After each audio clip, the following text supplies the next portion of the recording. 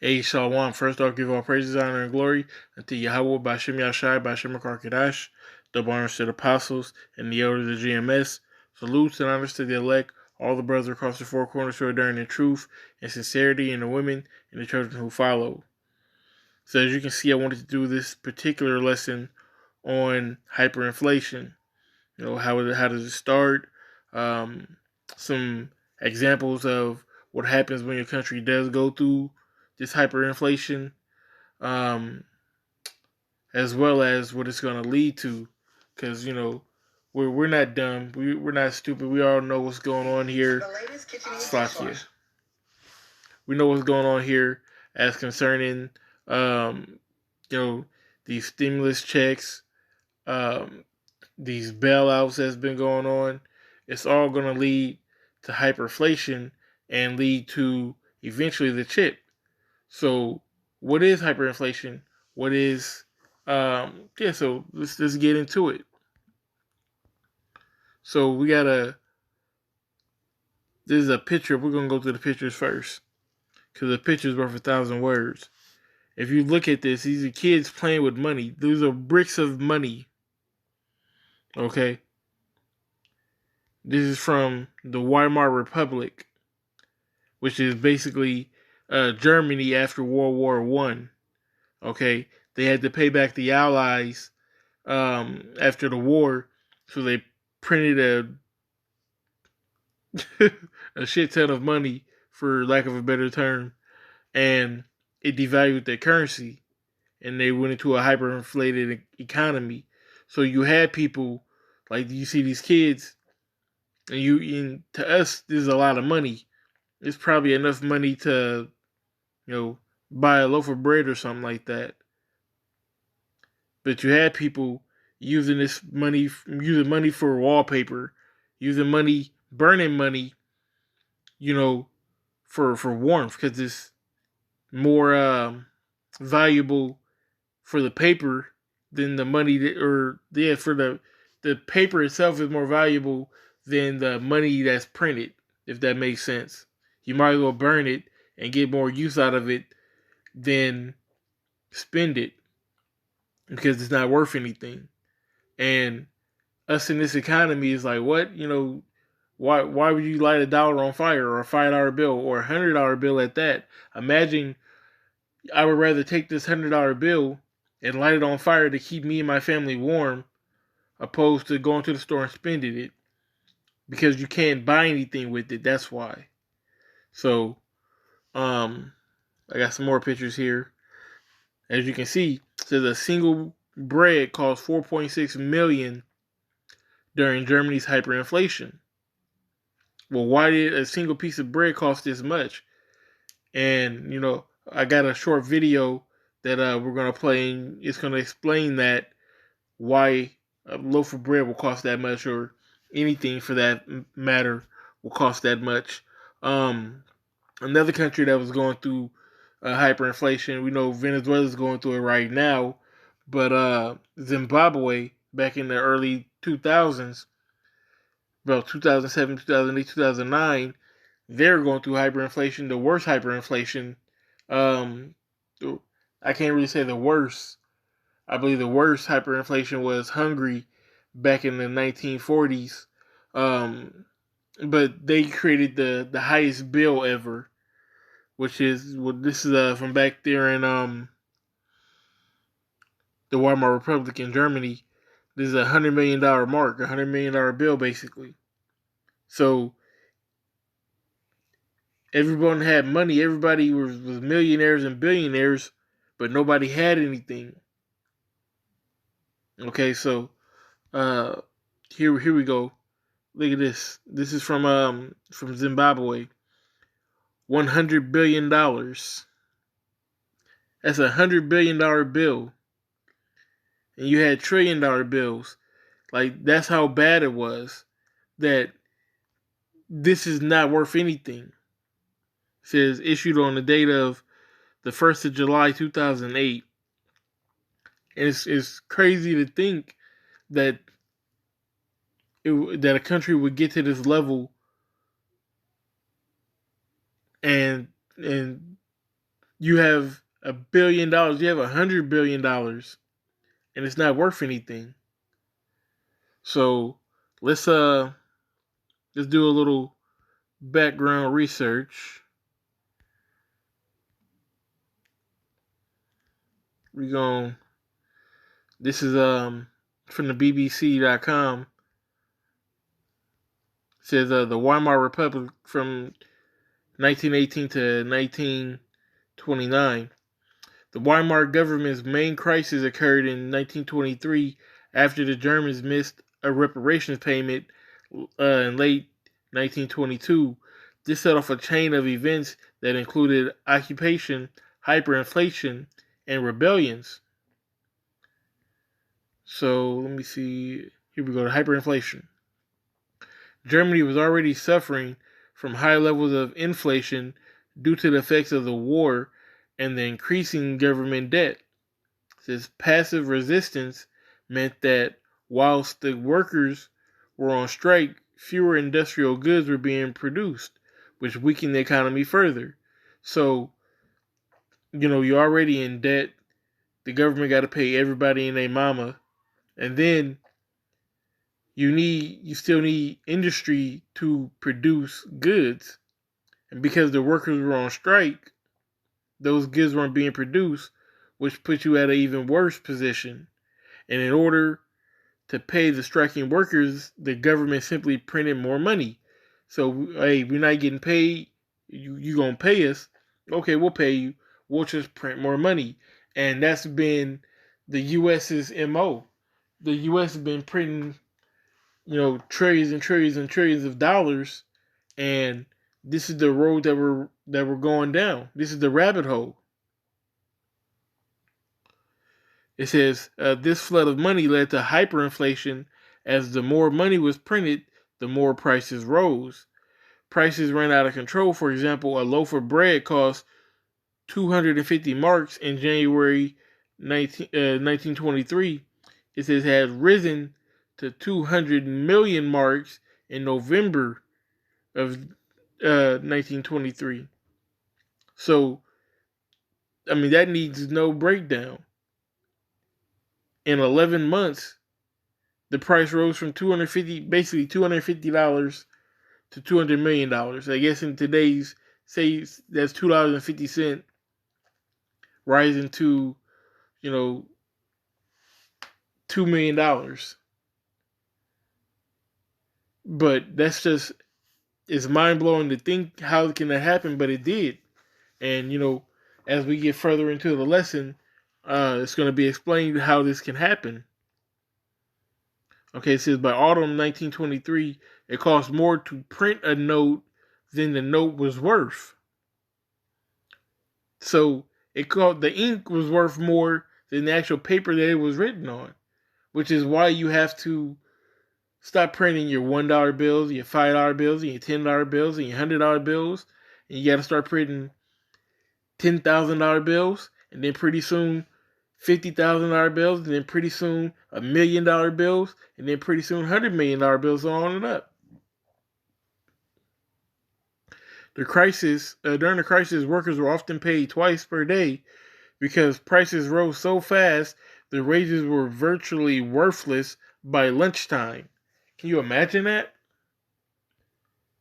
And Lord's will, this comes to America. Lord's will, these people here feel the pain that these people back in Germany felt, that the people in Zimbabwe felt, that the people are feeling right now in Venezuela. That country is a wreck right now. Okay, so let's learn a little bit about Zimbabwe. It says R.I.P. Zimbabwe dollar. They had to retire it. It says as I wrote on June. This is from cato.org/Zimbabwe.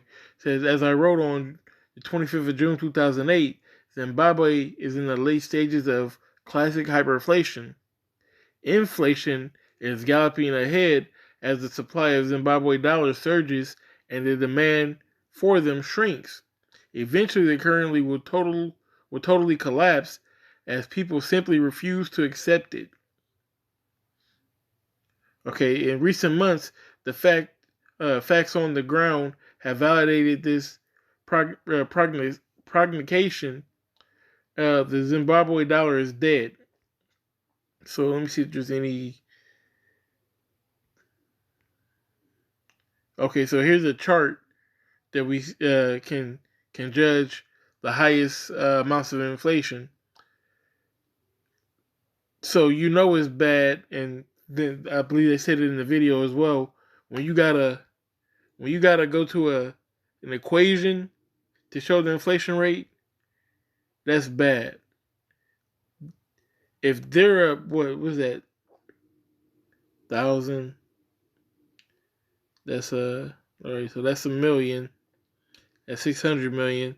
79 billion. 79 billion percent. Time required for prices. The time required for prices to double. Prices doubled every 15.6 hours. What's that in Hungary? In Zimbabwe, prices doubled every 24 hours. In Yugoslavia in 94, prices doubled once every 1.4 days. In Germany, it doubled once every 3.7 days. And they don't have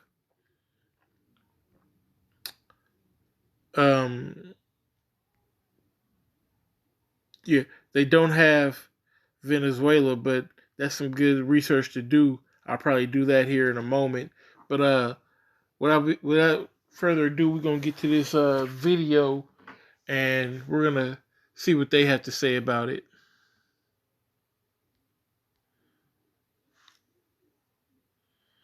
Yeah, bear with me.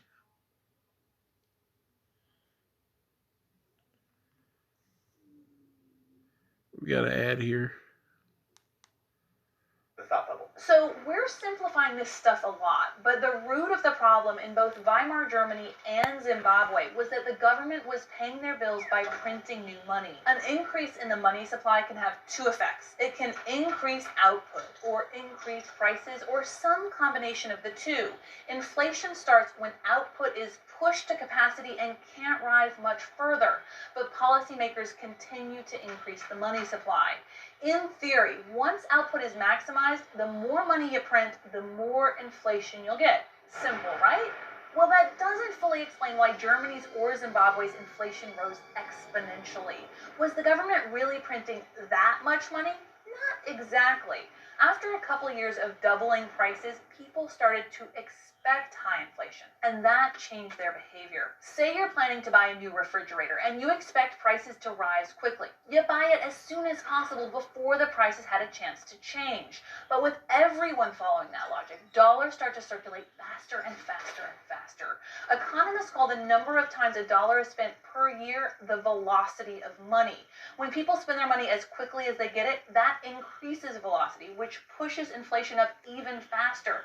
You get a vicious cycle of higher prices, which lead to expectations of higher prices, which higher prices. The hyperinflation in Germany ended when the government replaced the worthless mark with a new currency. Stop it right there. The hyperinflation ended. It said the hyperinflation ended when they replaced the Weimar mark with a new currency, and that's what we're going through here in America. When this dollar crashes, they're going to replace it with a new system, which is going to be that market to be system. I believe I wanted to get this. I didn't get this. This is Habakkuk 2:6. It says, "Shall not all these take up a parable against him, and a taunting proverb against him, saying, Woe unto him that increaseth that which is not his. How long? And to him that lays himself with thick clay." Now, this thick clay is what we want to focus on. It's the word ibatya, okay, which means weight of pleasures or heavy debts. Okay. That's the best example of debt that I just gave you.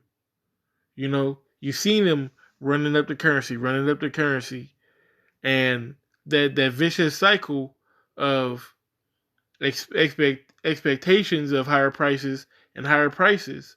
It's just a deadly game of cat and mouse that's just gonna run up the hyperinflation. All right, let's get back to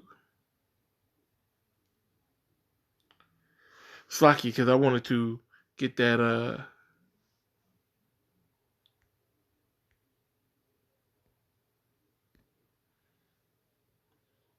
get this revelation while we here. Might as well. This is Revelation 13,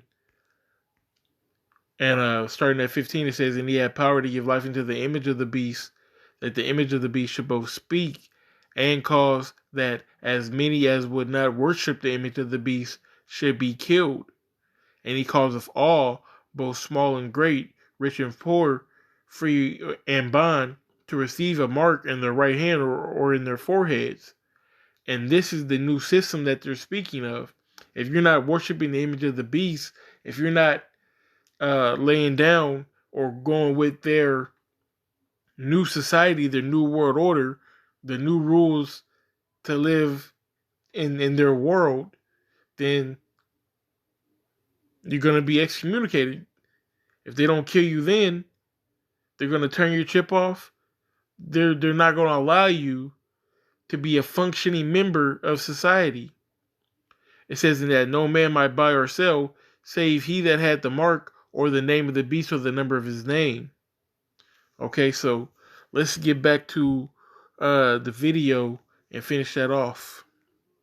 Zimbabwe ended its hyperinflation by abandoning its currency altogether. Now its citizens use US dollars or currencies from neighboring countries. The good news is that prices have since stabilized and real GDP has begun to increase. Thanks, Thought Bubble. So if you ever control a national economy, try to avoid hyperinflation. You might also want to stay away from depressions. A depression is kind of a hard thing to define, but basically it's when real GDP falls and keeps falling for a long period of time. How many times have we been in depression? You had the 2008, okay? You had, that was what, the housing market crashed. And then, not too long ago, what was it, I don't know, 12, 13, 14? Was that, yeah. Just, a handful of years ago, we went back through another depression. And man, this bubble is about to pop. You can only inflate an economy on paper dollars for so long. I'm going to go back into this video and find one more quote, and then we're going to end it on that. Give me one moment.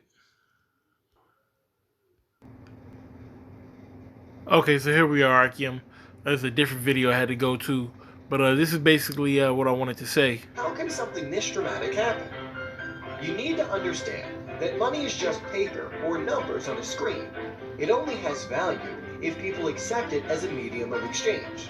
In other words, you only accept money for your goods or services because you know others will do the same. Now let's assume a revolution takes place in your country, and those who take over print lots of money, then hand that money to everyone. At the beginning, people might be tempted to celebrate, but eventually, too much money will end up chasing a limited number of goods, and confidence will disappear. A loaf of bread can go from costing 1 unit of currency to costing 1 trillion. Eventually, no matter how many zeros you add to a bill, nobody will want it. The end. So there you have it, Akim. I hope you got a little bit more information on exactly what it means to go through hyperinflation, and you can see how really this country is headed towards hyperinflation with them printing all this money for the stimulus, for the stimmy. Everybody wanted to get that stimmy. Hey, I want to get my stimmy too.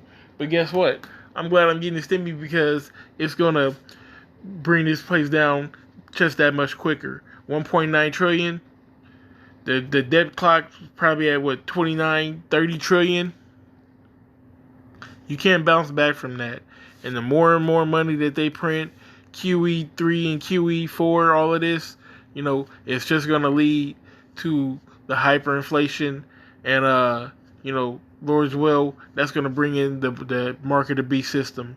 And with that being said, we give all praises, honor, and glory unto Yahweh Bashem Yahshai Bashem Karkadash, the honors to the apostles and the elders of GMS.